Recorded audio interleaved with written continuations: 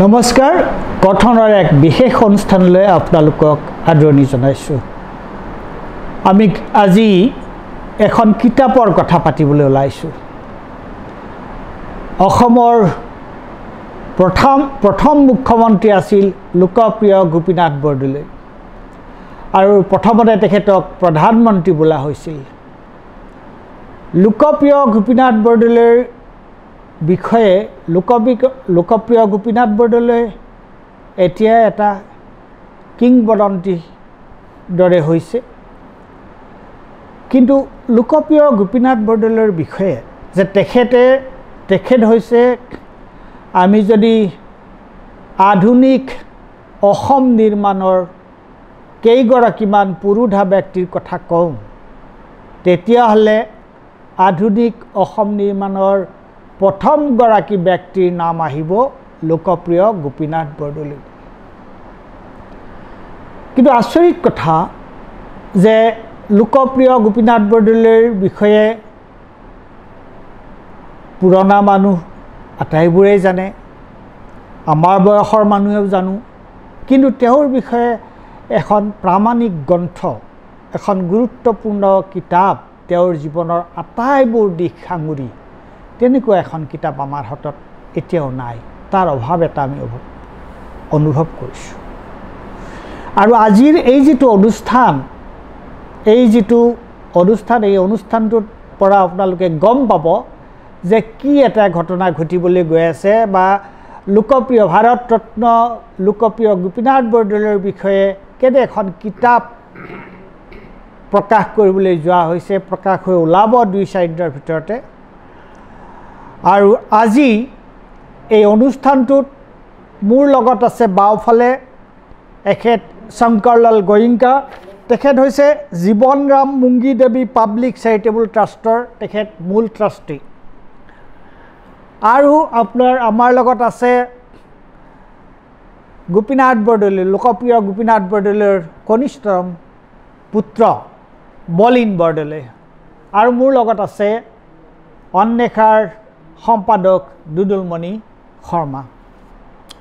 আমি আজি ইয়াত গোট খাইছোঁ লোকপ্ৰিয় গোপীনাথ বৰদলৈৰ বিষয়ে এখন কিতাপৰ কথা আলোচনা কৰিবলৈ, যিখন কিতাপ প্ৰায় সম্পূৰ্ণ হৈছে।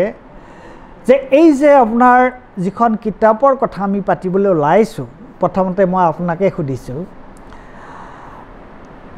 এই কিতাপখনৰ বৰদলৈৰ বিষয়ে আজিৰ পৰা প্ৰায় 75 বছৰ আগতে বৰদলৈৰ বিষয়ে এখন কিতাপ ওলাইছিল, আৰু সেই কিতাপখন ওলাইছিল তিনিচুকীয়াৰ অকালা প্ৰকাশনৰ পৰা, একালা প্ৰকাশন, আৰু তেখেতৰ নামটো আছিলে গুপ্তা, বিশ্বনাথ প্ৰসাদ গুপ্তা। তে এই কিতাপখন কেনেকৈ আপোনাৰ হাতলৈ আহিল, বা কেনেকৈ এই কিতাপখন আপুনি পালে?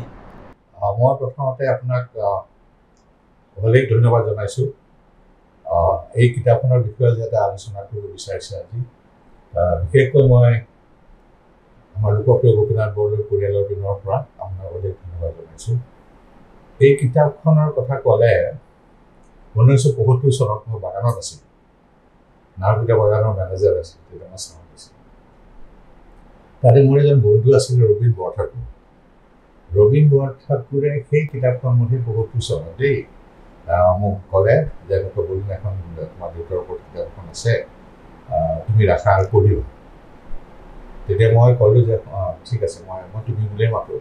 কৈছোঁ ঠিক আছে, মই ল'ম, ৰাখিম আৰু মই পঢ়িম।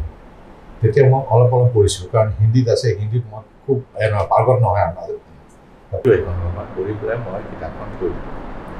তেতিয়া মই তাক প্ৰতিশ্ৰুতি দিছিলোঁ, মই কেতিয়াবা এই কিতাপখন উলিয়াম, কাৰণ ইয়াত বহুতে লিখা আছে, আনকি কি কয় কাকা কালেলকাৰে লিখা আছে ইয়াত। তাৰপিছত সেই তেতিয়াৰে আমাৰ বল্লভভাই পেটেলে লিখা, আৰু অসমৰ প্ৰতি বহুতে লিখিছে, নলিবালা দেৱীয়ে লিখা আছিলে, কামাখ্যা প্ৰসাদ ত্ৰিপাঠীয়ে লিখা আছিলে। গতিকে মই ভাবিছোঁ এইটো মই নিজৰ মনে মনে ভাবিছোঁ এইদিনাখন এখন ডিম্বেশ্বৰ নেওগৰ আছিলে। তেতিয়া মই ভাবিলোঁ যে এইখন কিতাপ কেনেকৈ উলিয়াব পাৰোঁ, এইখিনি উলিয়াম। তেনেকৈ থাকিল পুনৰ 20 বছৰ গ'ল। যোৱাৰ পিছত শংকৰলাল এনেই আমি এনেকুৱা কথাৰ মাজতে মই এদিনা তেখেতক ক'লোঁ, ধৰণৰ এখন দুটাৰ কিতাপ এখন আছে আৰু সেই কিতাপখন যেন আমি কৰিব পাৰোঁ নেকি মানে আকৌ নতুনকৈ চপা কৰিব পাৰোঁ নেকি তেনে পিছত নিশ্চয় খুব ভাল পায় আৰু তেখেতে মানে গোপীনাথ বৰদলৈক যেতিয়া তেখেত প্ৰধানমন্ত্ৰী হৈ শ্বিলঙত আছিলে তেতিয়া তেওঁলোকে পাইছিলে সেই পৰিয়ালটো কাৰণ তেওঁলোক বহুত পুৰণি পৰিয়াল শ্বিলঙত তাতে ব্যৱসায় আৰম্ভ কৰিলে গম পাই পালে এখন মই কৰিম আৰু এইটো মানে এইটো অনাফ হয় যদি এখন পানী কৰিব যায় তেতিয়া কৈছে মই খুব ভাল পালোঁ তাৰপিছত যেতিয়া কথা পাতা আৰম্ভ হ'ল তেনেকুৱা তেতিয়া আপোনাৰ কথা ওলালে এখন পাব্লিকেশ্যন তেওঁলোকে কৰিব পাৰিব আৰু লগতে মানে গোটেইখিনি আৰু দায়িত্বটো তেনেকৈ মই খুবেই ভাল পাওঁ মই লগে লগে যেতিয়া মোৰ এজন দাদা আছে বীৰেন বৰদলৈ তেওঁ লিখা চৰা কৰে তেওঁ মই লগে লগে খবৰটো দিওঁ তেওঁ খুব ভালেই পাইছে সাংঘাতিক ভাল পাইছে কৈছে এইখন তই এইখন যে উলিয়াব পাৰিছ এতিয়া যে এইটো ডাঙৰ এটা তই দেউতাৰ কি কয় এটা পাবি আশীৰ্বাদ পাবি এনেকৈ কৈছে ঠিক আছে মই আপোনাৰ তালৈ আকৌ আহিম Jiwanram Mungidevi public charitable trust you are the managing trustee and tell us something about the first Chief Minister of Assam, Gopinath Bordoloi. So did you see him? Did you meet him, Gopinath Bordoloi? When Mr. Bordoloi was the Chief Minister of Assam, I was very young. I was hardly 13-14 years. But my eldest brother, he was very near to him and he knew him very well. And our family used to go to his house. His family used to come to us. So we had a sort of family relation with him. Good.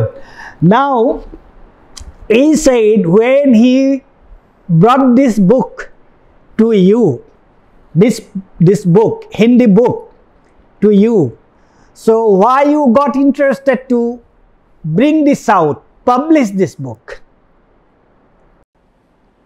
To be very frank with you, Mr. Gopinath Bordoloi, he is very close to my heart. Your heart. My heart. Because I respect him so much that I can't express in words how much I respect him.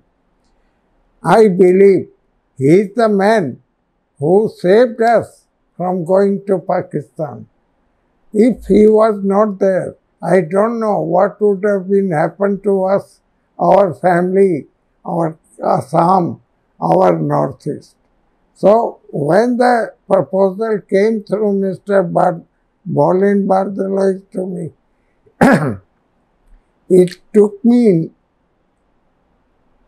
hardly 1 minute to approve to reprint this book in Hindi, and I suggested this book should be reprinted in Assamese also.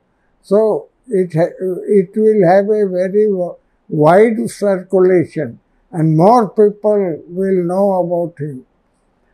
And what he did for Assam, they should know, because he is the only man who has saved us from going to Pakistan. Thank you very much. And tell me a little bit more about your family relationship with Bordoloi family.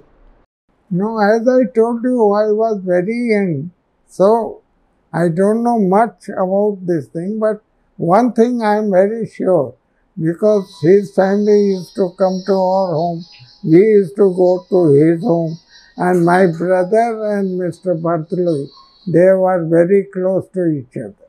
Okay, great. So Bolind Bordoloi discovered this book. এই কিতাপখন তেওঁ পালে আজিৰ পৰা বহু বছৰ আগতে আপোনাক দিছিলে বৰঠাকুৰ ৰবিন বৰঠাকুৰ ABITত আছিলে মই জানো ৰবিন বৰঠাকুৰক চিনি পাওঁ ৰবিন বৰঠাকুৰে আপোনাক কিতাপখন দিলে আপুনি এখেতক দিলে আৰু তেখেতৰ কথাৰ পৰা ওলাইছে so he was so grateful or so he has so much respect for Gopinath Bordoloi. Now, how did he get involved in it? I knew Mr. Malekar yourself from very long time because you were associated to my trust from a very long time. I was taken to you by Mr. Arun Sharma to print a book for my trust. You were very kind to take up the job and you printed 2 books for my trust. So, and apart from that, we developed a sort of friendship. Apart from business, there was a sort of friendship between you and me. So when this book came to me, I immediately thought about you, and I thought you are the only person who can do justice to this book. I'm so grateful to you, Mr. Goenka, and actually I remember those days. Now Arunda, late Arun Sharma, legendary Arun Sharma, he is no longer, but he was the person actually who introduced us to you, and that relationship continues for years, now more than decades. Decades. Now, so far Onnesha is concerned, I will not speak anything. Moi bikhek nako. Dudulmani Sharma, Onnekhar Hasib, Dudulmani Sharma amar logot ase. Karon moi aji Onnekhar bikhoye kobo nibicharu. Dudulmani Sharma kobole disu. Je Onnekha kiyo ei kitabkhonor logot jorito hoi poril. প্ৰথমতে মই এই আলোচনাটো আয়োজন কৰাৰ কাৰণে ধন্যবাদ জনাইছো আৰু এই প্ৰচেষ্টাটোৰ লগত জড়িত হোৱাৰ বিষয়ে মই অকমান কথাটো কওঁ অন্নেখাই আসলতে যোৱা সময়ছোৱাত আজি প্ৰায় কেবা বছৰ ধৰি আমি ভাল কিতাপৰ প্ৰমোচনৰ কামত জড়িত হৈ আছো আৰু আমাৰ গোটেই মূল কথাটোৱে হৈছে যে অসমীয়া আমাৰ উঠি অহা প্ৰজন্মক আমি কেনেকৈ তেওঁলোকক মানে প্ৰকৃত অৰ্থত মানুহ হিচাপে গঢ়ি তোলা আৰু তাৰ কাৰণে কিতাপৰ যিটো ভূমিকা এই কথাটোৰ ওপৰত আমি সদায় গুৰুত্ব আৰোপ কৰি আহিছো আৰু কিন্তু এটা বস্তু আমি প্ৰায় মানে অভাৱ অনুভৱ কৰিছো যে আমাৰ ইয়াত আসলতে আমাৰ যি সকল পুৰুধা ব্যক্তি তেওঁলোকৰ বিষয়ে আসলে ভাল কিতাপ নাই আৰু তুমি কৈছাই কথাটো যে গোপীনাথ বৰদলৈ আমাৰ অসম নিৰ্মাতা এগৰাকী প্ৰথম যদি ব্যক্তি বুলি কোৱা যায় কিন্তু তেওঁৰ বিষয়ে ভাল কিতাপ এখন নাই আৰু যেতিয়া আমি এই কথাটো গম পালো যে সেই তেতিয়াই 1952 চনত এইখন কিতাপ ওলাইছিলে আৰু যেতিয়া এই কিতাপখন দেখা পালো আৰু তাতটো দেখিলো এইখনটো সাংঘাতিক ধৰণৰ কিতাপ কাৰণ এই কিতাপখনত যিগৰাকী ব্যক্তিয়ে এই গোটেই কিতাপখনৰ প্ৰচেষ্টাটো লৈছিলে উদ্যোগটো লৈছিলে তেখেত বিশ্বনাথ প্ৰসাদ গুপ্তা তিনিচুকীয়াৰ অকেলা প্ৰকাশনৰ তেওঁ থাকে তিনিচুকীয়াত কিন্তু তেওঁ এই গোটেই কিতাপখনত আমি দেখা পালো যে সেই সময়ৰ ৰাষ্ট্ৰপতি ৰাজেন্দ্ৰ প্ৰসাদ উপৰাষ্ট্ৰপতি সৰ্বপল্লী ৰাধাকৃষ্ণন তাৰ পিছত সেই সময়ৰ গোপীনাথ বৰদলৈৰ সৈতে একেলগে কাম কৰা ভাৰতবৰ্ষৰ সংবিধান সভাৰ লগত জড়িত বহু কেইগৰাকী গুৰুত্বপূৰ্ণ ব্যক্তি যিসকল ভাৰতৰ মানে আমাৰ আধুনিক ভাৰতৰ নিৰ্মাতা বুলি ক'ব পাৰি বহুতকে কাকা সাহেব কালেলকাৰ বিনোৱা ভাবে জগজীৱন ৰাম গোবিন্দ বল্লভ পন্থ ঠিক তেনেকুৱাকে আৰু ভালেখিনি ব্যক্তি আৰু অসমৰ গোপীনাথ বৰদলৈ ঢুকোৱাৰ পিছত সেই সময়ত যিগৰাকী মুখ্যমন্ত্ৰী আছিলে বিষ্ণুৰাম মেধি তাৰ পৰৱৰ্তী কালত বিমল প্ৰসাদ চলিহা তাৰ বাকি তেওঁ কন্টেম্পৰেৰী বৰদলৈ কন্টেম্পৰেৰী কেইবাগৰাকী ব্যক্তি বৈদ্যনাথ মুখাৰ্জীৰ পৰা আৰম্ভ কৰি তাৰ পিছত ডিম্বেশ্বৰ নেওগ নলিনীবালা দেৱী আপুনি কৈছে কথাটো গতিকে কামাখ্যা প্ৰসাদ ত্ৰিপাঠী এই ধৰণৰ এই ব্যক্তিসকলক তেওঁ যে লগ কৰি তেওঁলোকৰ পৰা লিখা আনি এনেকুৱা এখন কিতাপ উলিয়াইছিলে এই কথাটো মানে যেতিয়া দেখা পালো তুমি মানে আচৰিত হৈ গৈছো আৰু এইটো নহয় যে তেওঁলোকে কেৱল প্ৰশস্তি কৰিছে, এইটোও নহয়। এই কিতাপখনত প্ৰায় প্ৰত্যেকটো লেখাত আমি দেখা পাইছোঁ যে তেওঁলোকে বৰদলৈৰ যিখিনি কৃতি, তেওঁৰ জীৱনৰ যিকেইটা অতি উল্লেখযোগ্য দিশ, সেই দিশবিলাক তেখেতৰ প্ৰতি অত্যন্ত সম্ভ্ৰমেৰে, শ্ৰদ্ধা সহকাৰে, কিন্তু খুব বস্তুনিষ্ঠভাৱে আলোচনা কৰিছে। আৰু য'ত বৰদলৈ মানুহজন অতি সুন্দৰকৈ ওলাই আহিছে প্ৰায় প্ৰত্যেকটো লিখাৰ মাজেৰে।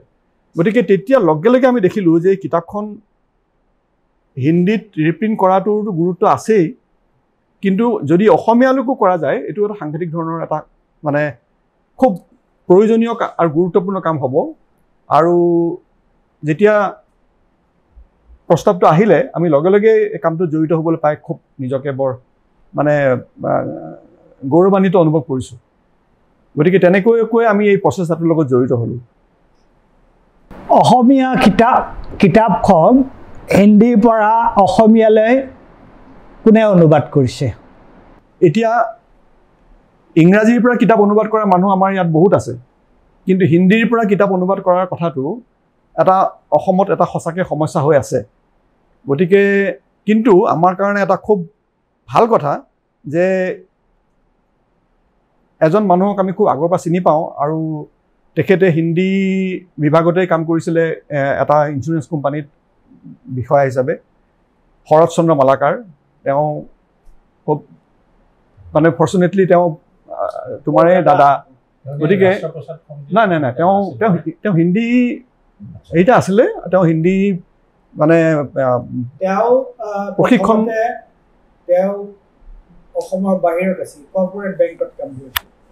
তাৰপিছত তেওঁ নিমডে এচুৰেঞ্চ কোম্পানীত তেওঁ হিন্দী অফিচাৰ হিচাপে প্ৰথম তেওঁ হিন্দী অফিচাৰ হিচাপে জইন কৰিছিল, আৰু তেওঁ নেশ্যনেল বুক ট্ৰাষ্টৰ কাৰণেও কিতাপ পাব্লিছ কৰিছে।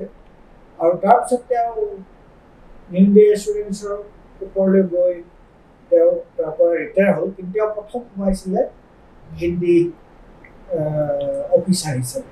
গতিকে তেওঁ আৰু কেন্দ্ৰীয় হিন্দী সংস্থা আগ্ৰাৰ central Hindi institute, he did his MA from Central Hindi Institute, Agra.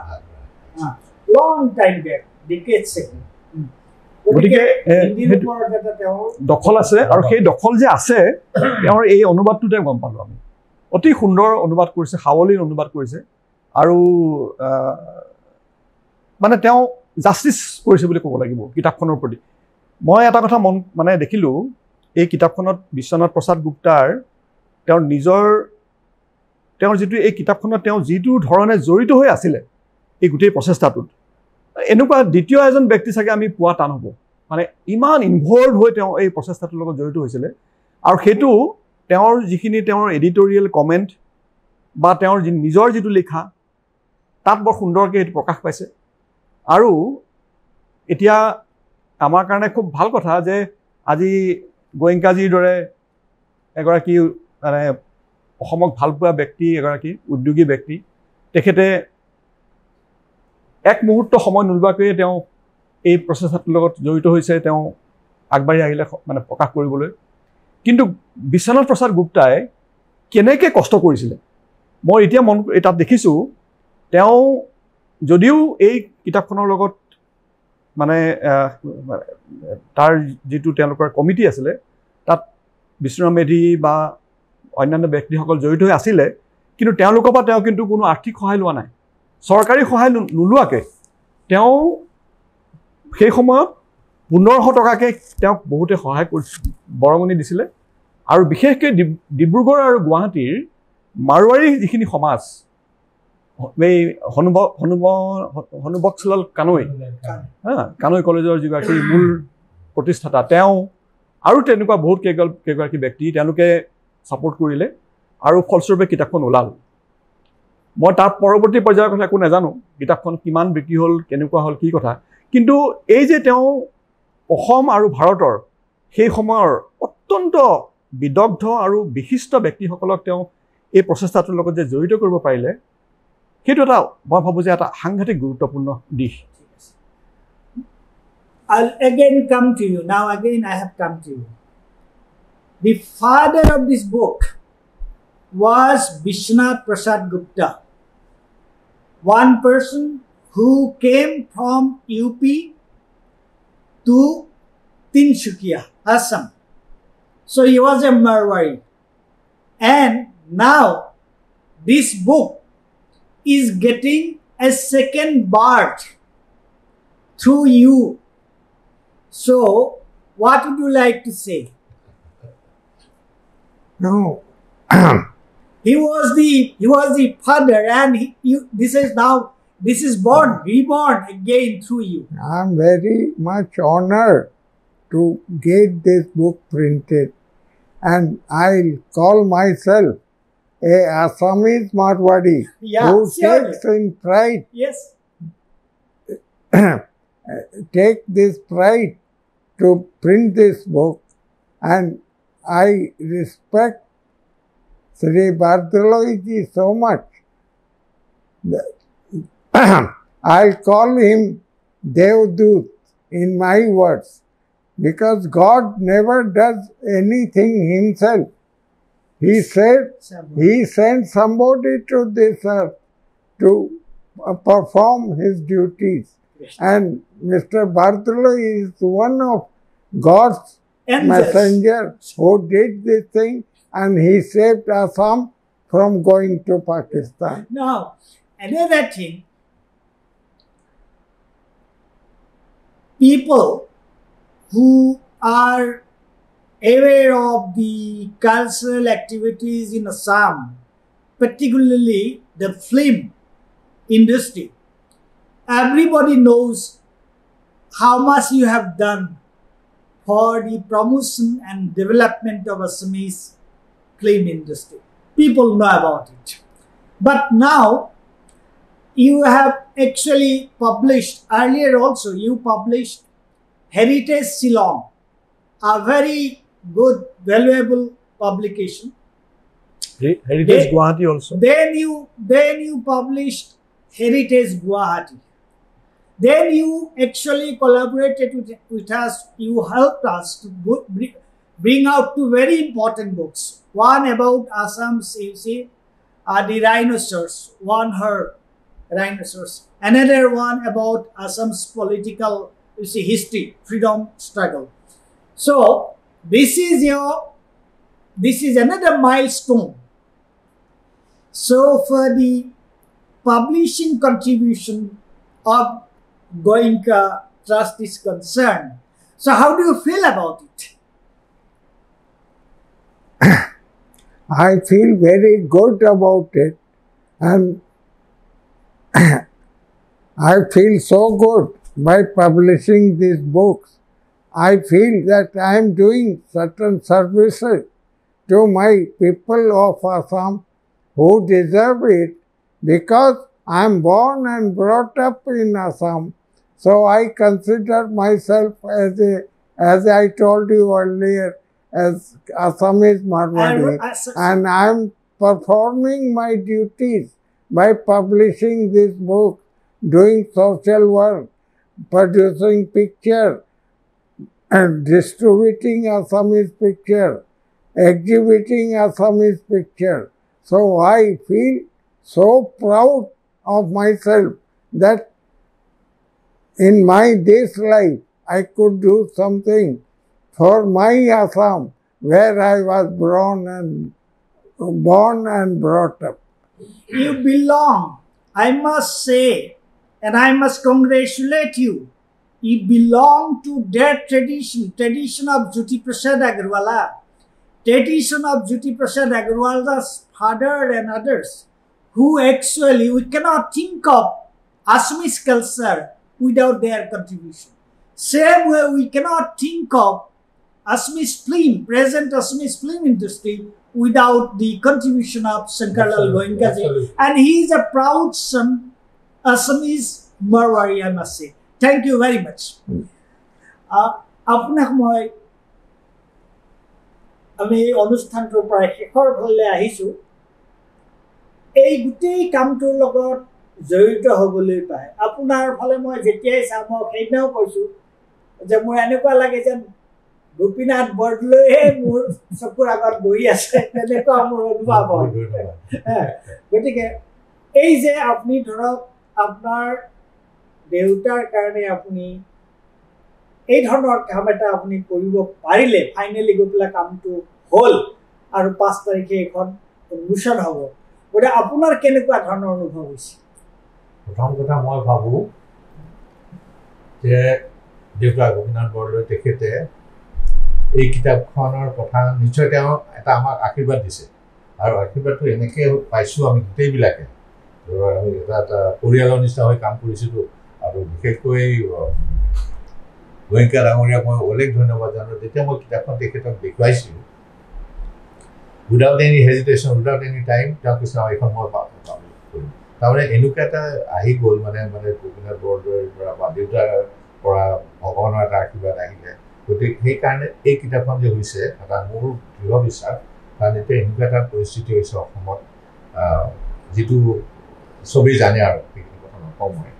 হোৱাৰ কাৰণে এতিয়া গোপীনাথ বৰদলৈৰ এটা ৰিভলিউশ্যন, জাগ্ৰত এটা হৈছে দেই, আৰু সকলো গোপীনাথ বৰদলৈৰ কথাটো ওলাই বিকজ অফ যিটো প্ৰেজেণ্ট চিটুৱেশ্যনৰ কাৰণে। সেইকাৰণে মই এইখন ভাবোঁ এই কিতাপখন ওলোৱাৰ পিছত বহুত কথা, আৰু এইখনৰ যিখিনি খুঁটি নাটি চাব গ'লে তেখেতে খুব ধুনীয়াকৈ কৈছে। গতিকে এই কিতাপত বহুত কথা এনেই আমি বহুত পঢ়িছোঁ, দেউতাৰ বিষয়ে পঢ়িছোঁ, কিন্তু ইয়াত যিবিলাক কথা লিখিছে, আৰু তেওঁলোকে গোপীনাথ বৰদলৈ জানি পেলাই লিখিছিলে নহয়, এনেই এখন কিতাপ লিখা আৰু বেলেগ বেলেগ প্ৰবন্ধ ধৰণে লিখা, এইটো বেলেগ। আৰু এইখন কিতাপত ইমান ধুনীয়াকৈ লিখা কথাবিলাক আছে, যিবিলাক কথা বহুতে নাজানে। যেতিয়া পঢ়িব এইখন কিতাপটো, আৰু এটা মানে ভাল হ'ল, এইখন আমি হিন্দীৰ পৰা অসমীয়ালৈ লৈ আনিলোঁ। কাৰণ এতিয়া এনেকুৱা এটা পৰিস্থিতি হৈছে, বহুতে গোপীনাথ বৰদলৈ একো নাজানে। আমি এতিয়া নতুন প্ৰজন্মৰ ল'ৰা ছোৱালীক যদি মই সোধোঁ, কোনোবাই কৈ দিয়ে তোমালোকে জানানে? আজি কেইদিনমানৰ আগৰ কথা কৈছোঁ, মই ঘৰলৈ আহিছিলে কিবা এটা কামত, আজিকালি এইবিলাক মুভমেণ্ট হয়, কিবা এটা আহে, এখন ডাঙৰ কাগজ এখন লৈ আহিছে, বুজিছে নাই? আৰু কিবা পৰা মোক কৈছে এনেকৈ এখন আমি এইটো কৰিম, এইটো কৰিম। আচ্ছা, মই কৈছোঁ কাৰ ঘৰলৈ আহিছে জানা? আচ্ছা, নাজানে। আচ্ছা, গোপীনাথ বৰদলৈৰ নামটো শুনিছানে? বিশ্বাস কৰক, তাই কৈছে মইতো নাজানো গোপীনাথ বৰদলৈ কোন আছিল। এইটো পৰিস্থিতি আজি 3 দিনৰ আগৰ কথা কৈছোঁ মই। গতিকে এই কিতাপখনৰ পৰা যিহেতু আমি অসমীয়ালৈ এতিয়া কৰিছোঁ, গতিকে এইখন কিতাপৰ পৰা বিশেষকৈ নতুন প্ৰজন্মই বুজে, নতুন প্ৰজন্মই নহয়, বহুত বেলেগেও বহুত কথা নাজানে, এই কিতাপখনৰ পৰা জানে। আৰু এতিয়া যিটো এটা ৰিভলিউশ্যন বা এইটো কিবা এটা আহিছে নহয়, এতিয়া ধৰক আপুনিও ভাল পাব যে আৰু এখন নাটক এখনো কৰি আছে 15 আগষ্টত গোপীনাথ বৰদলৈৰ ওপৰত, সেইখনো তাতে কৰিব। গতিকে সেই বস্তুটো যিহেতু আহিছে, এইটো একদম ৰাইট টাইম, মানে যিটো ভগৱানে সময়টো কেনেকুৱা ধুনীয়াকৈ মিলাই দিছে। আৰু এই কিতাপখন যেতিয়া ওলাই যাব, মই ভাবোঁ আমি খুবেই ভাল হ'ব আৰু খুব পপুলাৰ হ'ব, ৰাইজে এখন আৱদ্ধ লৈ খুব ভালকৈ পঢ়িবই। অনদেখা যে এই কিতাপখনৰ লগত জড়িত হৈ পৰিল, আৰু গোপীনাথ বৰদলৈয়ে এটা অতি জটিল সময়ত অসমৰ মুখ্যমন্ত্ৰী হিচাপে তেওঁ মানে কাৰ্যভাৰ গ্ৰহণ কৰিছিল। আৰু আজি যিবোৰ আমি উত্তেজনাৰ কথা কৈছোঁ, সেই উত্তেজনাবোৰ তেতিয়া যে নাছিল তেনেকুৱা নহয়। তেতিয়াও সমাজত এক ধৰণৰ অস্থিৰতা চলি আছিল। তেতিয়াও পাহাৰ ভৈয়ামৰ, জনজাতি অজনজাতি এই ধৰণৰ প্ৰশ্নবোৰ আহিছিল। আৰু গোপীনাথ বৰদলৈ একমাত্ৰ মানুহ, গোপীনাথ বৰদলৈৰ কাৰণেই সেই সময়ত সংবিধানৰ যিটো 6ষ্ঠ অনুসূচী, আৰু 6ষ্ঠ অনুসূচী মানে কি, যে আজি জনজাতীয় লোকসকলক তেওঁলোকৰ ডেভেলপমেণ্টৰ কাৰণে, তেওঁলোকৰ বিকাশৰ কাৰণে তেওঁলোকে যাতে নিজেই উদ্যোগ ল'ব পাৰে, তেওঁলোকৰ হাততে যাতে থাকে, তেওঁলোকৰ স্বকীয়তাটো অক্ষুণ্ণ ৰাখে। আৰু সেই সময়ত এফালে তেওঁ পাকিস্তানক মানে গ্ৰুপিঙত তেওঁ বিৰোধিতা কৰিলে, কিন্তু ভিতৰত, আৰু সেই সময়ত শ্বাদুল্লাৰ কথাও আছিলে, এই টেনশ্যনবিলাক আছিলে, কিন্তু ভিতৰত তেওঁ হিন্দু মুছলমান জনজাতীয় অজনজাতীয় সকলোকে তেওঁ এক কৰি ৰাখিব পাৰিছিল। আৰু সেইকাৰণে গোপীনাথ বৰদলৈ আমাৰ কাৰণে সংহতি, একতা আৰু ঐক্যৰো এটা প্ৰতীক। এই সন্দৰ্ভত তুমি কি ক'বা চমুকে? প্ৰথম কথাটো হৈছে কি আপুনি এটা কথা উল্লেখ কৰিছে এতিয়াৰ সময় আৰু সেই পৰিপ্ৰেক্ষিতত গোপীনাথ বৰদলৈৰ এই কিতাপখনৰ যিটো গুৰুত্ব প্ৰশ্নটো হৈছে কি যে মই যেতিয়া ইয়াৰ লিখাবোৰ চাইছিলোঁ আৰু হিন্দী আৰু অসমীয়া দুয়োটাই মই খুব পুংখানুপুংখভাৱে চাইছোঁ আৰু তাক কিতাপৰ আকাৰলৈ আনিবৰ কাৰণে আমি কৰিছিলোঁ জড়িত হৈ পৰিছিলোঁ মই দেখা পাইছিলোঁ যে বৰদলৈয়ে সেই সময়ত কেনেকুৱা ধৰণে কাম কৰিছিলে আৰু তেওঁ এবাৰ প্ৰধানমন্ত্ৰী হৈছে পৰৱৰ্তী পাছত তেওঁ অসমৰ মুখ্যমন্ত্ৰী হিচাপে তেওঁ কাম কৰিছে কিন্তু তেওঁৰ যিটো নিষ্ঠা আৰু আন্তৰিকতা সেই কথাটো ইয়াত প্ৰত্যেকজন ব্যক্তিয়ে স্বীকাৰ কৰিছে ত্যাগ এতিয়া এই যিটো মানে কেইটামান অতি গুৰুত্বপূৰ্ণ দিশত তেওঁৰ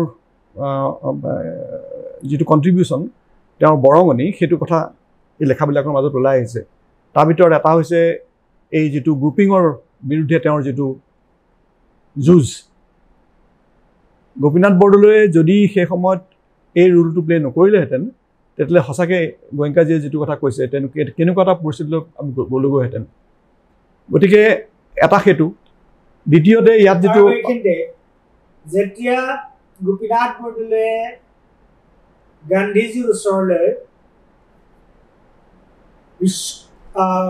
বিজয় ভাগৱতী আৰু মহেন্দ্ৰ মোহন চৌধুৰীক পঠিয়াইছিল তেতিয়া কংগ্ৰেছৰ মাজত অকণমান ইফাল এটা হৈ আছিলে সঠিক সিদ্ধান্ত এটা ল'ব পৰা নাছিল তেতিয়া এই দুজন মানুহৰ তেতিয়া সেই সময়ত গান্ধীজী আছিল বেংগলত আৰু তাত যেতিয়া তেওঁ গৈ পেলাই তেওঁলোক দুজনে গৈ অসমৰ বিষয়ে তেওঁ অসমৰ পৰিস্থিতিটো ব্যাখ্যা কৰিছিল তেতিয়া গান্ধীজীয়ে বৰ গুৰুত্বপূৰ্ণ কথা এটা কৈছিল গান্ধীজীয়ে কৈছিল যে তোমালোক যদি সঁচাসঁচিকে অসমীয়া হোৱা তোমালোকৰ তাত যদি নিজৰ তেজ আছে তেতিয়াহ'লে তোমালোকে যুঁজ কৰিবা তোমালোকে আন্দোলন কৰিবা আৰু আন্দোলন কৰি তোমালোকে তোমালোকৰ নিজৰ অস্তিত্ব নিজৰ স্বকীয়তা তোমালোকে বজাই ৰাখিবা আৰু যদি নহয় তোমালোক জাষ্ট দেখাতে মানুহ তেতিয়াতো আৰু মোৰ ক'বলৈ একোৱেই নাই আৰু সেই সময়ত অসমত যে এনেকুৱা ধৰণৰ এটা জাগৰণ হৈছিল গোপীনাথ বৰদলৈৰ নেতৃত্বত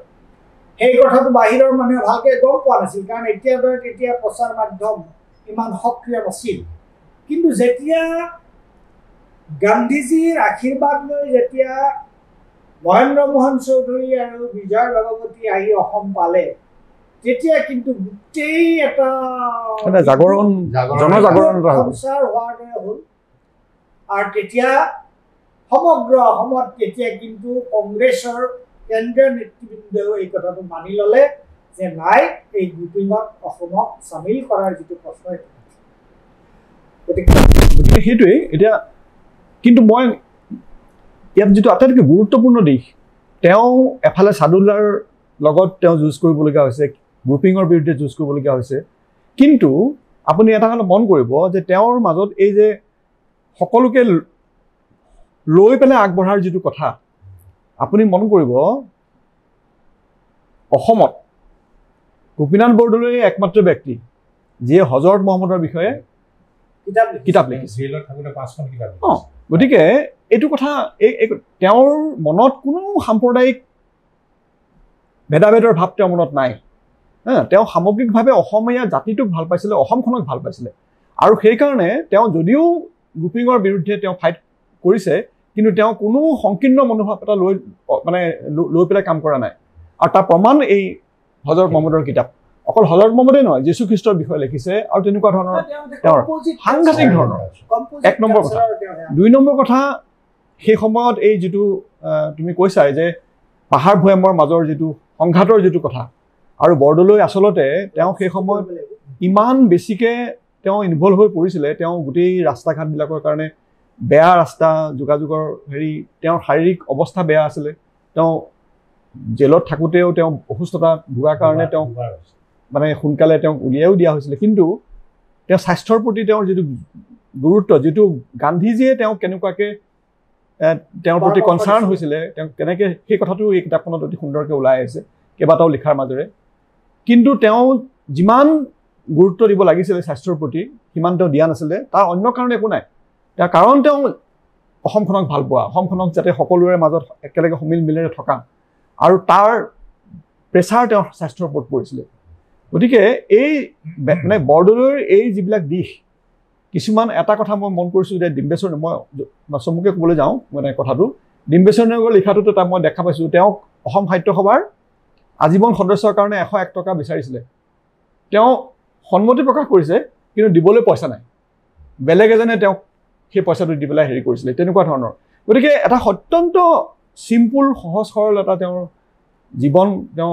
কটাইছিলে যদিও তেওঁ অসমৰ মুখ্যমন্ত্ৰী হৈ তেওঁ দায়িত্বত আছিলে গতিকে বহুত কেইবাটাও দিশ আমি ইয়াত আচলতে শিকিবলগীয়া আছে আৰু এই কিতাপখনৰ মাজেৰে মই ভাবোঁ যে এই কিতাপখন পঢ়িলে বৰদলৈ আৰু অকল বৰদলৈ নহয় সেই সময়ৰ যিটো সেই সময়ৰ এই বিভিন্ন যিবিলাক সংঘাত আৰু যিবিলাক বিভিন্ন ধৰণৰ অস্থিৰতাৰ যিবিলাক দিশ সেইবোৰো অতি সুন্দৰকৈ তাত ইয়াত মানে পঢ়ুৱে জানিবলৈ পাব গতিকে সেইফালৰ পৰা আচলতে এই কিতাপখনৰ এটা সাংঘাতিক ধৰণৰ গুৰুত্ব আছে আৰু আমি এটা কথা খুব ভাল লাগিছে যে বৰদলৈৰ যিটো অহা 5 আগষ্টৰ যিটো মৃত্যু দিৱস সেইদিনাখনেই এই কিতাপখন আনুষ্ঠানিকভাৱে উন্মোচন কৰাৰ কাৰণে আমি আগবাঢ়িছোঁ এতিয়া we are coming to the end of the program and that is why first I must congratulate you for participating in this program and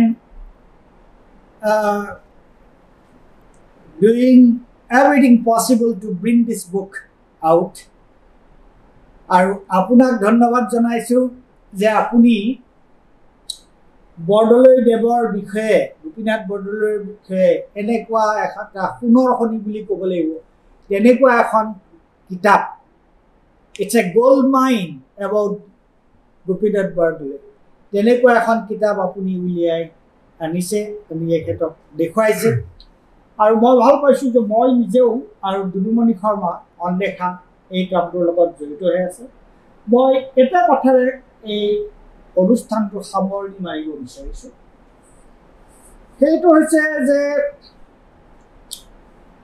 Gopinath বৰদলৈৰ দিনৰ পৰা এতিয়ালৈকে অসমৰ বহুত গুৰুত্বপূৰ্ণ ব্যক্তি অসমত জন্মগ্ৰহণ কৰিছিল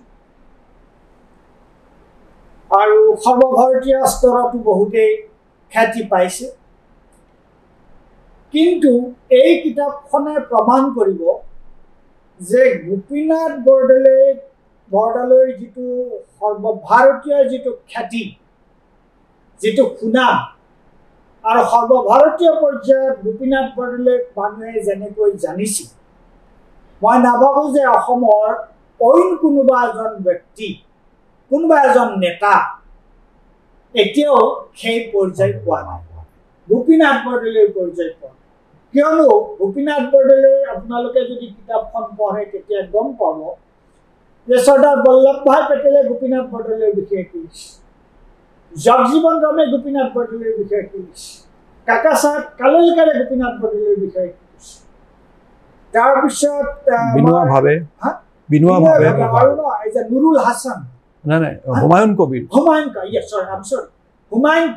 কবিৰে গোপীনাথ বৰদলৈৰ বিষয়ে কি কৈছে গতিকে তেনেকুৱা সৰ্বভাৰতীয় পৰ্যায়ৰ তেনেকুৱা বিখ্যাত ব্যক্তি আৰু যিবিলাকক দুলুমণি শৰ্মাই কৈছে যে তেওঁলোক they were some of the leading lights আৰু স্বাধীনতা আন্দোলনৰ তেওঁলোক অগ্ৰণী সেনানী আছিল গান্ধীজীৰ প্ৰভাৱ স্বৰূপ আছিল সেই মানুহবিলাকে গোপীনাথ বৰদলৈক যি দৃষ্টিৰে চাইছিল তেওঁৰ প্ৰতি যি সন্মানৰ ভাৱ প্ৰদৰ্শন কৰিছিল মই এতিয়ালৈকে অসমৰ কোনো ব্যক্তিয়ে সেইটো পৰ্যায় পাইছে বুলি নাভাবোঁ গতিকে এই কিতাপখন অহা 5 আগষ্টৰ দিনা উন্মোচন হ'ব বিশিষ্ট ব্যক্তিয়ে এই কিতাপখন উন্মোচন কৰিব গতিকে মই আশা কৰিছোঁ দৰ্শকসকলক যে আপোনালোকে 5 আগষ্টৰ অনুষ্ঠানটোলৈ আহিব আৰু এই কিতাপখন যেতিয়া প্ৰকাশ পাব যিসকল হিন্দী ভাষী আছে তেওঁলোকে হিন্দীতে কিতাপখন পঢ়ক আৰু যিসকল